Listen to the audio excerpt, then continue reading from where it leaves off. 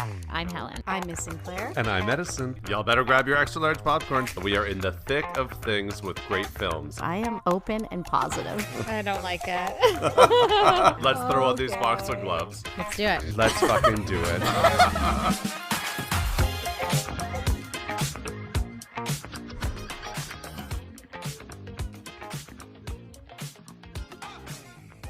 Welcome to Talk Movie to Me, a weekly podcast where we do a deep dive on a new release that's just hit theaters or streaming. I'm Helen. I'm Miss Sinclair. And I'm Edison. Step on into the early 2000s at Oxford, ladies and gentlemen.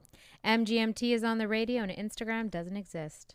Barry Keoghan and Jacob Elordi are doing what they do best. The former playing a little weirdo trying to destroy a wealthy family, and the latter channeling rich asshole, now with more eyebrow piercing.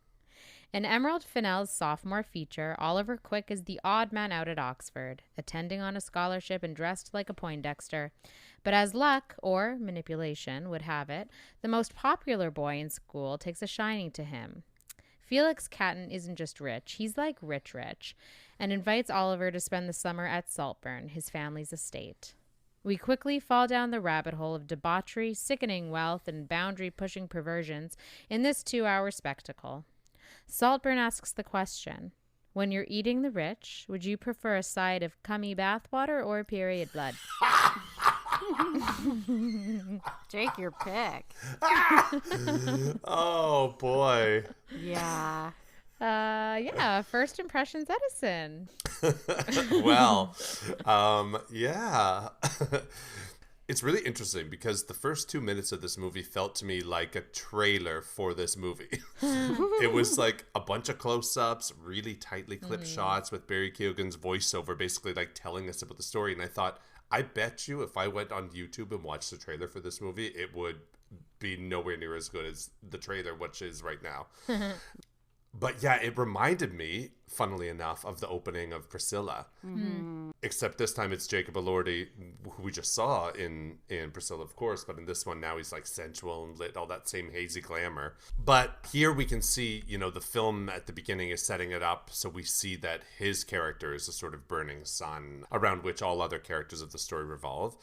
I felt really excited watching this opening, to be honest. It felt like we were witnessing the beginning of a new generation of like film creatives. And maybe I felt that from Priscilla too, even though obviously Sofia Coppola is not that, but like the actors, like Barry Keoghan, we've been admiring for a long time. His work is super wildly varied. He's all these challenging roles, but he still hasn't like broken through to mainstream acclaim yet. And Jacob Elordi, I didn't even know who he was really. I haven't watched Euphoria, and I feel like right now he's a star on this cusp of like exploding. And this movie, even right from the beginning and then obviously throughout, is very much giving Talented Mr. Ripley vibes. And it just brought me back to seeing that film with Jude Law and Matt Damon at the beginning of their career, and just feeling like, and like Cate Blanchett, and it was just this vibe of, man, this is really exciting. We're watching this new generation of talent like blossom. Mm-hmm. And I was just so in for it. Yeah.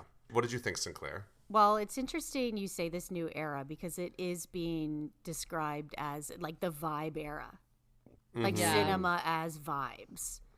Totally. Are movies good or are they just vibes? Yeah. Like that's what this era of filmmaking is. And is it necessary to draw a distinction? Yeah, and like when we look at the films that we've covered this season, vibes. Totally. The Killer, Yeah. Priscilla, like they're vibe movies. Mm-hmm. So that is interesting. When the film started, I realized that it felt so long since I had watched Promising Young Woman. That feels like a really long time. It does, actually. Yeah, it does. And I actually forgot how stylish that film was and how colorful that film was. And this brought me back to, oh yeah, she has a great aesthetic. And right off the bat, I really liked that this was aesthetically a mix of gothic elements with this like cotton candy pop of color, and it kind of felt refreshing and a bit exciting. And this film is taking this classic goth style of storytelling, and it has this dark academia look to it, but we're also seeing this pop of color with it. Like even the font when the this font begins, was so good. Well, I looked up the font because it was so good, and it's always do that. The Carol Gothic font. But instead of being a dark gray or black color, it's this pop of red. So right away I was like, okay, if anything, I know that this is going to be visually stunning. Like I'm already being brought into this world. Yeah, fair. How about you, Helen? Well, I went and saw this in Ottawa again, and I went to a theater I'd never been to. It wasn't a cute little indie theater this time, though. It was a Cineplex. It was so loud in this theater that I like almost had to plug my ears. Like the commercials and the trailers vibes were too much for you, Helen. Yeah, the trailers and the commercials were like so loud that I was like almost in pain. Or am I just getting old? I don't know. It's hard to say nowadays. Yeah. But once the movie came on, it was okay. But there was something going on with the pre-show where I was just like, these levels are out of control. But yeah, when the movie started, to be honest, I didn't know much about this movie. I knew it was directed by Emerald Fennell and written and directed. And I knew it was, people were finding it controversial. But when it started, I was kind of like, oh, this is like, it felt like Call Me By Your Name a little bit. And I was like, oh, is this going to be like some sad romantic, like longing movie? No. Well, there's definitely similarities. But, different vibes. Different vibes. Yeah. Yeah. Okay, well, why don't we jump into storytelling? And I want to just quickly touch on one element of this film. It's about the structure. So the way that this film is structured, we know right from the beginning with Oliver's voiceover, Oliver's Barry Keoghan, he's speaking in the past tense, right? It's clear that he's reflecting on his relationship with Felix, it's Jacob Elordi, and that something happened to Felix. We don't know what it is yet, but we can probably guess. This type of structure in storytelling with one character like recounting their past to someone in the present, this is like very common framing device. We've seen this from Interview with a Vampire, Forrest Gump, Usual Suspects. It's a literary tool. Totally. Yeah. Even your fave, Titanic, Helen. And I feel like sometimes it works for me and sometimes it doesn't. And for me, it really comes down to the spoilers of it all. And so like right from the beginning of this film, I pretty much knew that Felix was done for. And so I spent the film like waiting to see like how or when it would happen. And so I don't think the movie needed that. I don't think that structure actually served this story. Yeah. They don't say it, but it does give the impression that it's a why did it. You know who's dying, Totally. But why is the question. And also, though, if it's a why did it, then we should need to explore or understand what Oliver's circumstances are in the present. Who is he giving this confessional to? So that, like, structurally didn't work for me overall in the film. I don't know why that was there. What did you think about that? Well, I also feel like it's a bit forgetable. I forgot about it immediately. I honestly didn't even think about it again. It Yeah. didn't make much of an impression on me until it comes back later in So the then you film. agree. And then I was like, oh, yeah, we do kind of see Yeah. him in the... Yeah, I don't think they needed it, or it also didn't have much impact. I feel like you're right to kind of nitpick that a bit. Yeah, it didn't need to be there, but it also didn't really affect the way I watched it because I forgot immediately after The same, it yeah. happened. Wow. I spent the whole thing. I was like, okay. All right. Interesting. Okay, so one of the things that you had said, Sinclair, in our group chat because I saw it first, was like, what's the horny factor? Yeah, And that's all I hear about is how horny this movie is. It's called the sluttiest movie of the year. Okay, yeah, that's interesting because when I was watching it and when I left, I was like, it was more perverse and weird than horny to me. Do you agree? Well, I thought it was equally horny and equally perverse. Okay. I feel like all of it isn't horny so much as it's like kinky. Like Right. that bathtub scene, right? Like very, very... I don't know if I've ever seen anything quite so explicit, to be honest. With Oliver in there slurping and like licking. I need to say how disgusting I found that. Not because of the cum. I don't care about that. You don't drink bathwater. Listen, Helen, It tastes people like will soap. order other people's bathwater online. But don't you think that would be really bitter and like chemically in your mouth?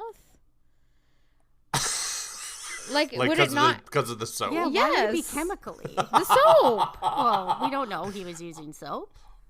Ugh, Well, it then just, what kind of a that- bath is it? Yeah, I don't know. I didn't think about that. Neither Really? did That's the only I. thing I thought about was like, you can't drink bathwater. It's full of soap and like bubble bath I don't know if there were bubbles. and Epsom salts. Epsom salt. I There's don't no think Felix proof is he was taking using Epsom salt. salt. Okay, we need to get back on track. Okay, we need to get back on track before we get into the bath water. Okay, fine. Okay, no, but we can't just like throw the bathwater. Yeah. Throwing Conversation the out. baby out with the bath water. I found that scene to be like intensely erotic, deeply gross, obviously.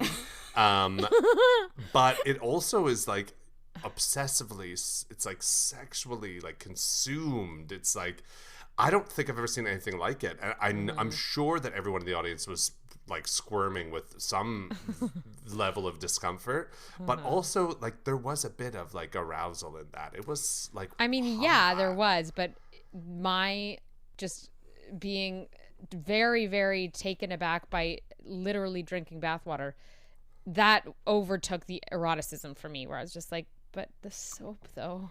Yeah, I mean, I In the think that dirt. it was more to show his like complete and utter intoxication, and Right, obsession yeah. with this person. Like, that's more how I was watching it. I didn't pay too much attention to the quality of the water, but Blah. I mean, I will say it. Now that I look back, it was a little bit soapy, so maybe you do have a reason to be concerned. Yeah. For sure. well, thank God. At least we know Felix smells nice. Yes. Bathwater aside. So, yeah, I mean, it's true. The horniness really does penetrate the entire story and plot. So I'm sure we will just keep touching on that throughout storytelling, because it does Touching continue on on to be horny throughout. But in terms of storytelling, in other non-horny aspects, this is very much a Gothic story. It has so many elements of Gothic literature, and that's my favorite genre of literature is Gothic. And I love seeing it done in film, and this is very much that. These stories, they're very moody. They have a dark setting. They have characters who have very heightened emotions. There's madness. There's fog. There's usually a financially well-off family that has a dark family history. And there is generally an outsider, and the story is being told to us through the eyes of this outsider. They're the ones that are experiencing this new world. They're bringing us into it. And there are also a lot of elements of having an anti-hero. And really the one main criteria I find of Gothic storytelling is a large looming house. And so this has all those qualities, but what's interesting about this is that she has splashed this like Gothic canvas with this bright cotton candy color. But also she uses color against this very moody backdrop. And that's very interesting, because what I think she's done here is she has subverted a lot of the stereotypical qualities of Gothic storytelling. You know, we have this outsider. Generally with like dark academia and Gothic, the outsider is pretending to be rich. But in this case, we find out he's pretending to be poor. Yeah, that was Yeah. kind of cool. I like that subversion. And the other thing, too, is we think about the people that live in these big Gothic houses, and they're generally very aristocratic and, you know, dressed very reserved. And in this house, we have this Gothic backdrop, but these bohemian people. So there's a lot of things that I appreciate, that she kind of added her own flair to this particular genre, which I liked. It totally makes sense, because if you think about that world of like aristocracy, it's like we're not, you know, we don't live in a Gothic era, like, but people still live in those houses. And it's, Right. I do think that Emerald Fennell was the right one to tell this story. she's from a very aristocratic family. Her father's a jewelry designer. Her mother's an author. For schooling, she went to Marlborough College. This is the same private school as Kate Middleton and Princess Eugenie. Then she herself is also an alumna of Oxford. So she knows this world and she can take us into that. That is her, like, just what you described. Like, she knows these big, old, huge piles, these giant aristocratic estates, but like through her own modern lens. It's an insider's look, but it's funny because she focuses on like the outsider's perspective, and yet it still feels super authentic. Yeah. What was your take on Oliver as a character? Like, is he a psychopath? As an actual character, he was certainly manipulative. He did whatever he could to manipulate every single person through sex, through whatever it was that they needed. He modified his behavior in all of those interactions. He like really learned what made them all tick and what they all needed, from like learning about whatever that textile artist was that the father was obsessed with, to all of it.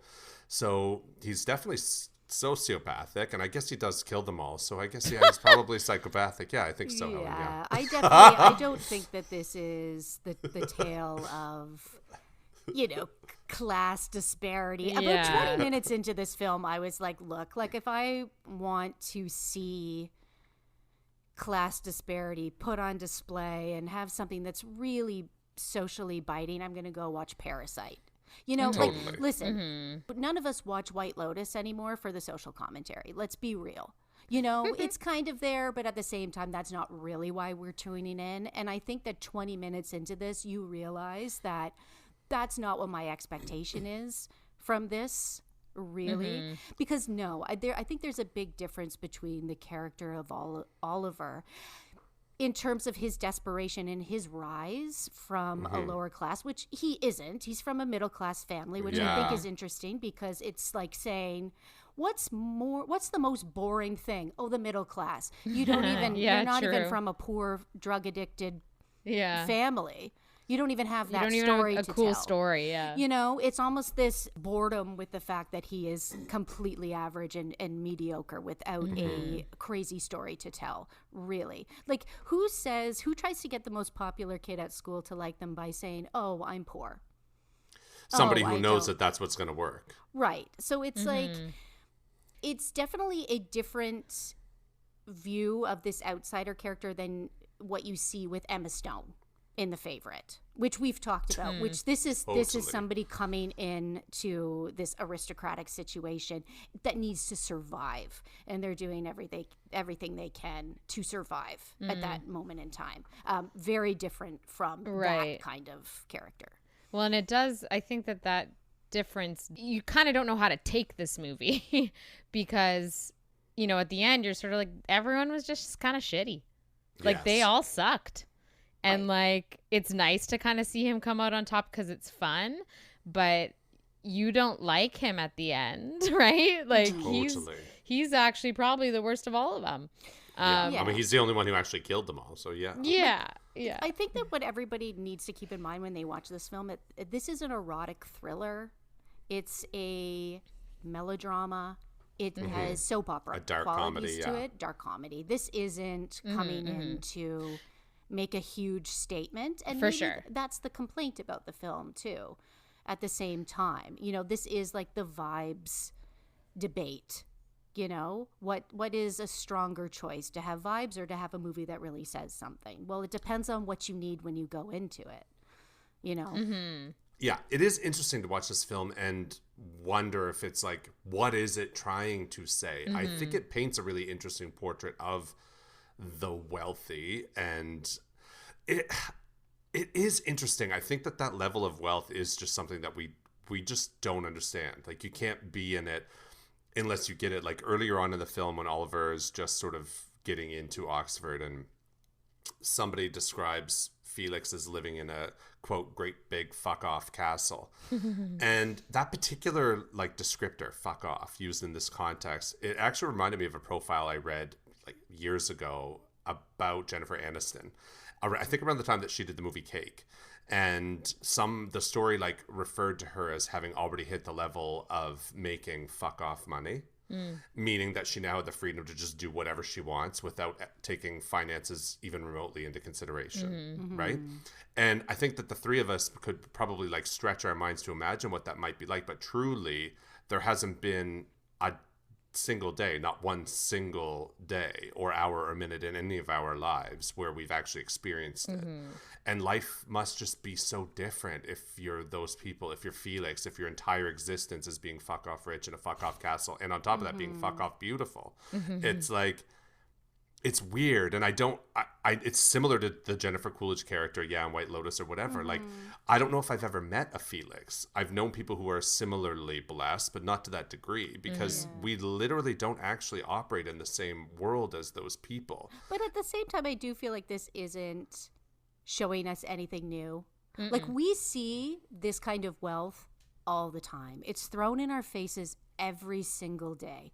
That is all we see with celebrities and media and the billionaires and the CEOs and this and blah, blah, blah, blah, blah. This is what we see all the time. So like, but they all have to fake it and say that they're working, say that they're doing this, versus Rosamund Pike's character, who is the complete opposite of that. All of them are just embracing the lethargy that comes with obscene wealth. Yes.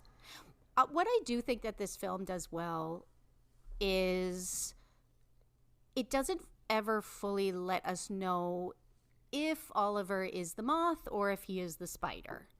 And at a certain point, I remember saying to myself, I don't exactly know who is manipulating who at this point, and that is a really good quality of erotic thrillers. I think that if you can do that well, then you can really put a film into that genre. You never quite know who is the predator and who is the prey, who is seducing who. And I think that this did that really well. Now, one thing I do want to say is towards the end, I did feel like, okay, she's going to have to make a choice. Otherwise, this movie has no point. She is going to have him be the Tom Ripley. And obviously we're spoiling this, but when that time does come and you realize he has manipulated the family, as predictable as that is, at the same time, I was just glad that she made a choice, and that's what it ended up being. Because if it hadn't, I feel like it would have just ended on a really mediocre ending with no real end goal. At least that if he's the villain at the end, at least this movie is ending on a point. Because for a lot of it, you feel like there's no point. So as we got towards the end, before it's like fully revealed, like, look, he killed everybody and here's how he did it, I felt to myself like, oh, he has orchestrated all of this. And then when it like almost like paint by numbers shows it to us, I was kind of like, I don't think I needed to see all of that. Like, we could have come to a point where he like, takes her off of life support and you're like, okay, he's a fucking psycho. And we could have deciphered that he also had a hand in all those other murders. Like, I didn't necessarily need to see him typing on his laptop, writing gibberish. Like, you know what I mean? Yeah. But that's a small gripe. Like, that didn't actually bother me that much. I agree 100%. Yeah. I felt like the film lost all of its faith in the audience at the end. Right. Not the very end. I'm excluding the final sequence. That's its own whole unique situation. But like trust us to know what's happening. It's absurd to have him explain it all to Rosamund Pike on her deathbed. All this exposition, complete with flashbacks. I know. Like, we did not need it. Yeah, I didn't need that. It needed him to be the villain at the end. Yes, sure, I agree 100%. Because otherwise, what was all this for? This film isn't strong enough as any sort of social commentary. So, like, what are we doing this for? No, I agree 100%. We need that.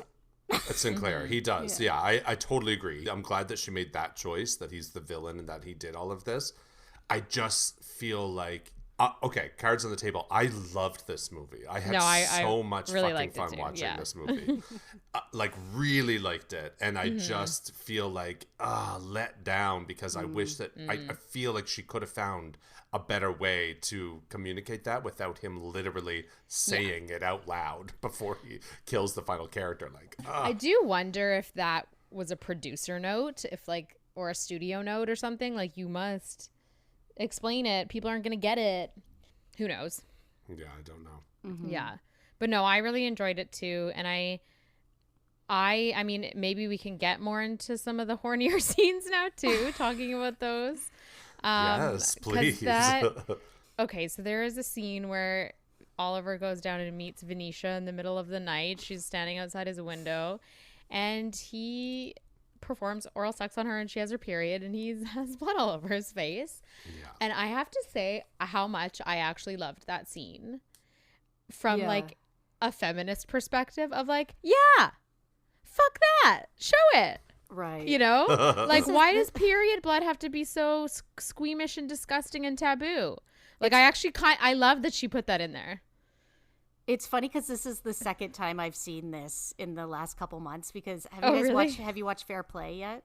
No, not yet. So there is that in Fair Play in one of the opening scenes too, where the main character is on her period. So I was like, okay, this is a thing this year. Mm-hmm. This is the year of the period. I loved it though. Yeah. Like, I also love the scene too where he's like forcing her to eat. Mm-hmm. It's like weirdly sexual, their, that master scene. slave. But so much of the the sexuality in this film was oriented around consumption. Yeah, totally. Which is very much like Eat the Rich. It's very much like he wanted to consume Oliver or Felix. Like, it's that. Yeah, he's consuming this family. Mm-hmm. Yeah, I did like that. I also appreciated that, like, as much as I really desperately wanted the scene between Felix and Oliver, I love that it didn't happen. I actually think that like, because that character of Felix, he is meant to sort of be this dream boy. He's a little out of reach, a little unknowable. It's not, he can't be that deep. And I think that works for the story.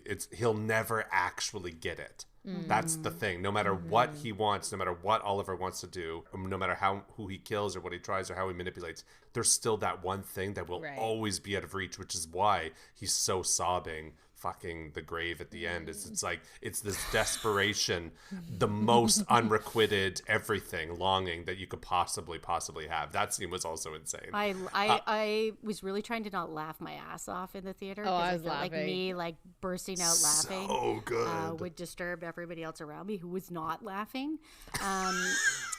But I do love when I watch a movie and I can walk away saying, well, I've never seen that done before. Yeah. Yes. Right before that happened, he's like at the grave. I'm like, what's he gonna do? Fuck the dirt? And then he did. He fucks the dirt. I was like, oh my god. But I guess initially the way that it was written was he was just supposed to like finger the dirt.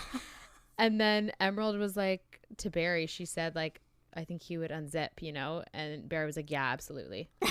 So then they just made it a closed set and filmed that scene, and he just went for it. It's interesting though, like, what do you think was more valuable to Oliver? The usurpation of this estate and this wealth and new life, or being with Felix?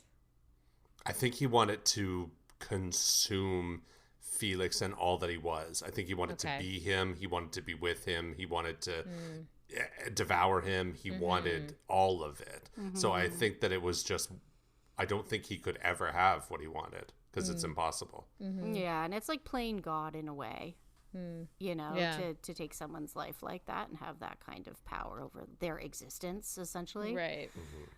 Okay, well, I feel like this is a natural transition into performances. So why don't we talk about that? And we must start with Barry Keoghan. Yeah. And maybe his final scene of the film.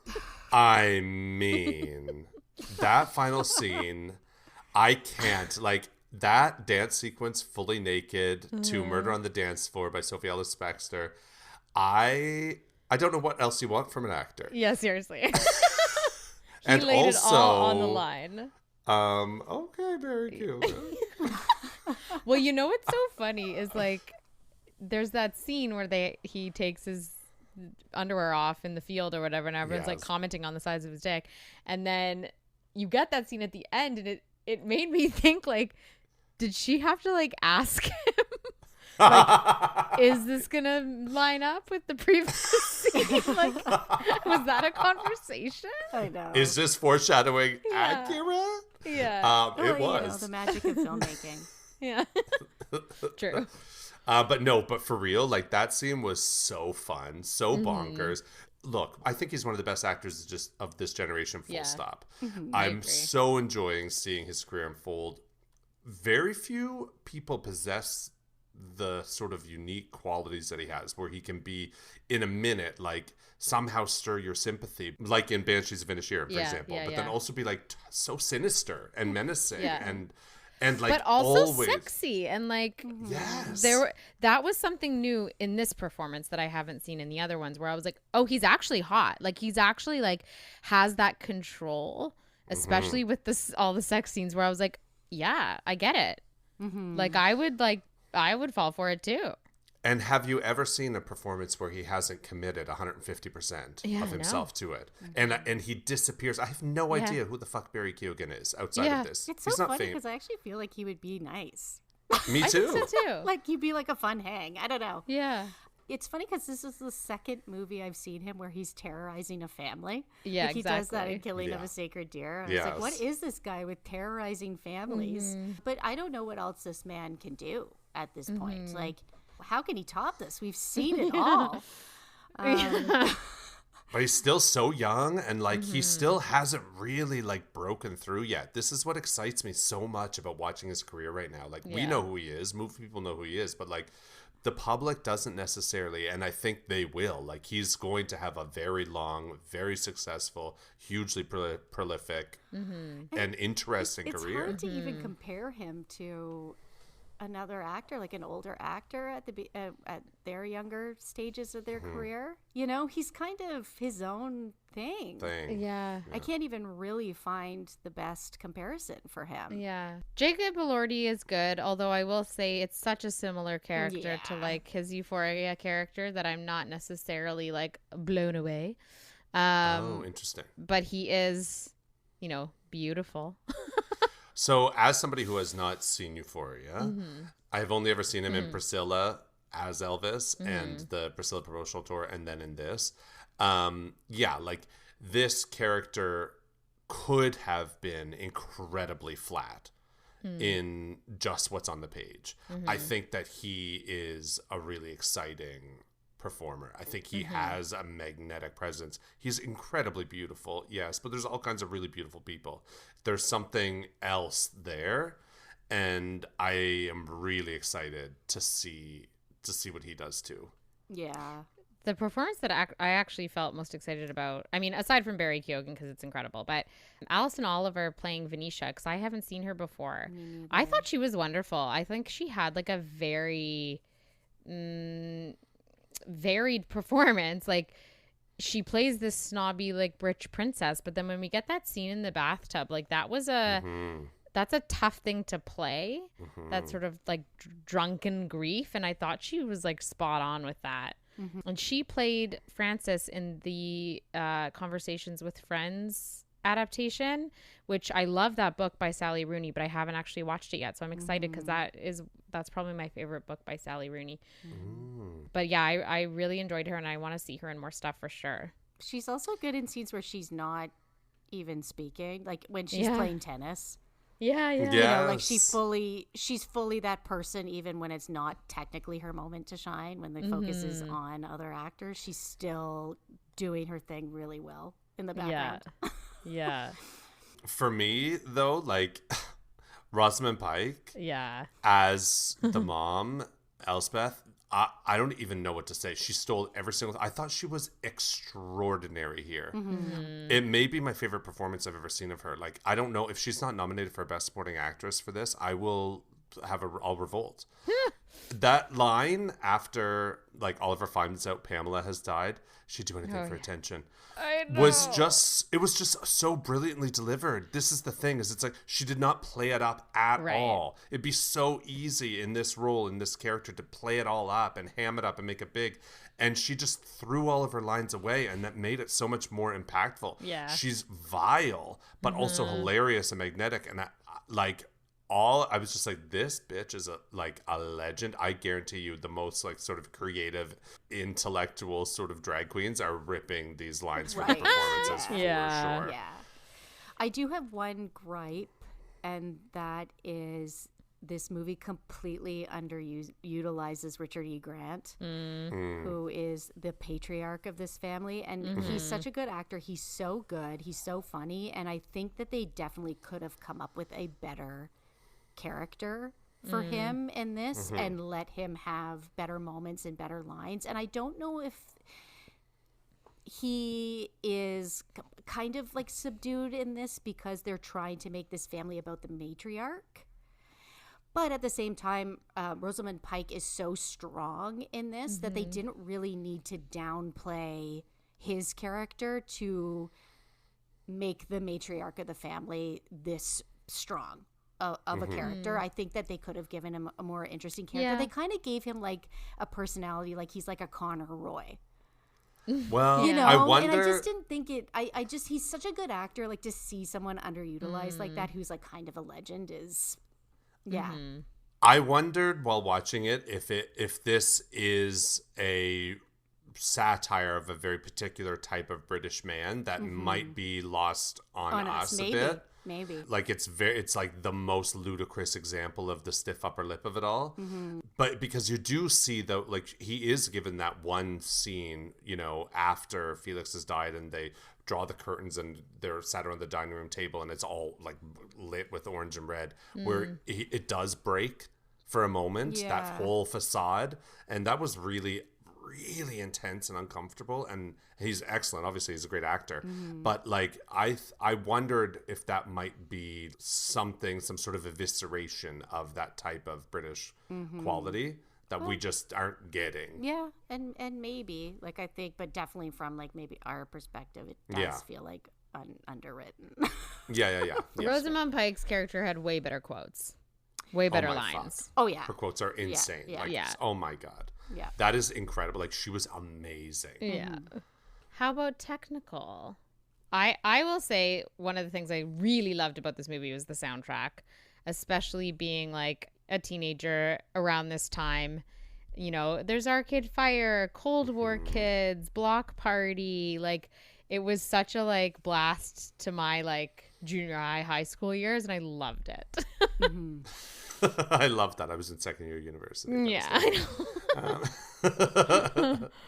The soundtrack was fantastic. Actually, Sinclair and I were talking before we got on this about like we just kept waiting for Common People to play. And it's funny because then Rosamund Pike has a line about how she says that, oh, everybody thinks that I inspired, you know, common people, but that girl had a thirst for knowledge. I don't want to learn anything. Yeah, it's so good. Yeah, there was a point in this film where I was like, is this becoming like an architectural digest tour? Yeah. When he's giving It was gorgeous. him the tour of the house. But I definitely can't complain about that. Once you get in there, you're like, okay, like I want to see the house. The green room, the blue room, the Show long me gallery. That library. Like it's, you know. Yeah.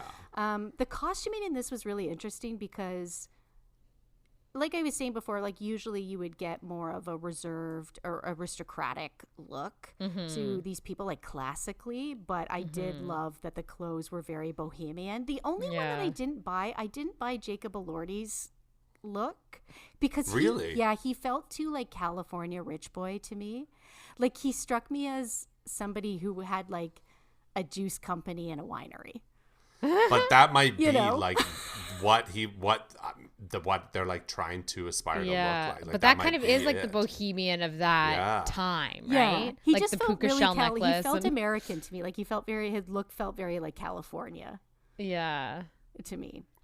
I thought that visually, I thought that this was like perfect. 10s across the board, It was flawless, so fun. obsessed. The way it was shot, there were so many beautiful angles and unique angles. Like when he's having that bathtub scene and then it like pans over and you see fucking creepy lurking Oliver and his eye just kind of lit, and like the shots from outside looking through the windows and the splendor in the grass of it all with them laying there. Like it was so beautiful. And the fancy dress party. Yeah, so the Midsummer Night's Dream. It was interesting because Jacob Elordi, he looked very Claire Danes in Romeo and Juliet. Yeah, totally. His I thought of outfit. that scene too, and Yeah. The cinematographer is Linus Sandgren, and he did Babylon and American Hustle. So obviously excess is something that he can shoot very well. Yeah, that's cool. I think that it completely makes sense. Yeah, I honestly think that this film is truly great aesthetically. I think that there will be kind of a style over substance argument with this, and the big divide is really going to be, are you okay with that or you're not? You're either going to sit there and enjoy that, or you're going to want something more. Okay, well, and so where do you land on that? What is your last word, Sinclair? My last word, this isn't Jane Campion. This isn't The Power of the Dog. Yes, you do get the full frontal male nudity that you get in a Jane Campion film, but this is not that. This is not Call Me By Your Name. This is not Luca Guadagnino. Don't expect that. You do get the biceps and the sweat and the sexuality, but that is not what this is. I think Emerald Fennell is fun. She has a guilty pleasure quality to her films that you can enjoy. Just let yourself enjoy it. This isn't a masterpiece, but it's an experience, that's for sure. Yeah. Yeah, I mean, do I think this movie's deep? Do I think the concept is novel? Like, no. But was I entertained watching this? Like, absolutely. And was it fun to look at? Absolutely. And yeah, Barry Keoghan is... Yeah. What else? What else can we see at this What point? else can we ask of this man? I absolutely loved this film. I had such a blast watching it. I thought it was exciting. It was fresh and sexy and creepy. I felt really energized, like witnessing this new generation of talent make their work. And yeah, I also had a couple of gripes that like narrative structure of storytelling that bothered me and that y'all didn't even notice. That's fine. And also the sort of ridiculous exposition of the last ending of the film. But that wasn't enough to take away for me. Overall, it was such a fun time. The performances were really outstanding. I really love this movie. This was fun. Well, this has been another episode of Talk Movie to Me. If you'd like to get in touch with us, our email is talkmovietome@gmail.com. Follow us on Instagram @talkmovietome. Rate and review us wherever you get your podcasts. And our episodes are now available, at least for season 7, on YouTube at Talk Movie to Me Podcast. I'm Helen. I'm Sinclair. And I'm Edison. Bye.